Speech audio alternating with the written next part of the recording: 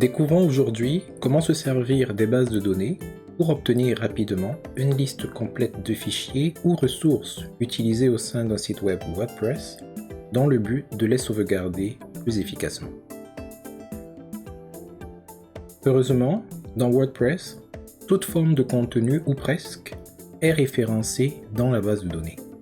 L'objectif est donc de se servir de la base de données de notre site web WordPress afin d'en extraire toutes les instances qui sont relatives au type de fichier que nous recherchons.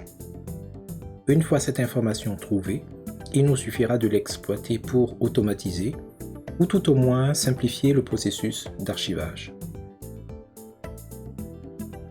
Ces manipulations vont nécessiter d'accéder et intervenir au sein de la base de données.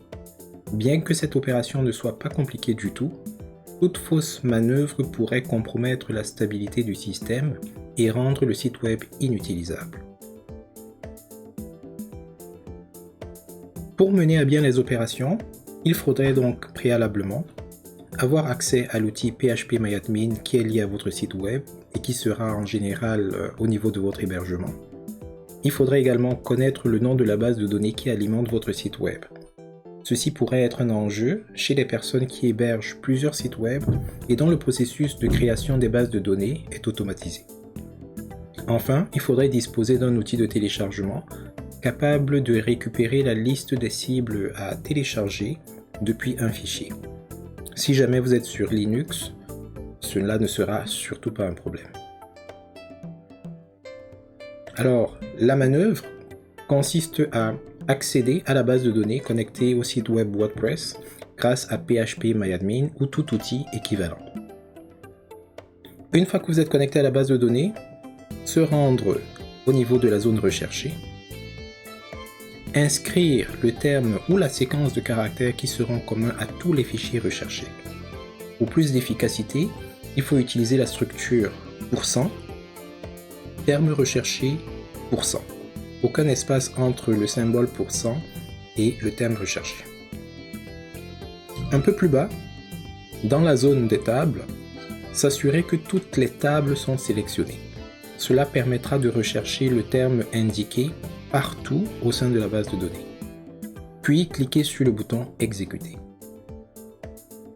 Examinez les résultats de recherche et consultez au besoin les tables qui ont des correspondances. Lorsque la bonne table a été identifiée, affichez tous les résultats, puis les exportez vers un format facile à utiliser. Nous suggérons Open Document Spreadsheet, qui va vous permettre de consulter les résultats au sein d'un tableur du type Microsoft Excel ou LibreOffice Calc. Ouvrez le fichier dans un tableur et en utilisez les capacités pour isoler les enregistrements pertinents. Filtrer, trier, supprimer, etc. Si certains champs nécessitent une reconfiguration ou un traitement spécifique, le faire. Finalement, extraire la liste des URL identifiées vers un fichier texte, et puis se servir de wget ou n'importe quel outil équivalent pour télécharger l'ensemble des URL qu'on a générées. Si vous utilisez wget, la forme de la commande sera wget-i suivi du nom du fichier qui contient la liste des URL à télécharger. Ensuite, vous n'avez qu'à attendre que le téléchargement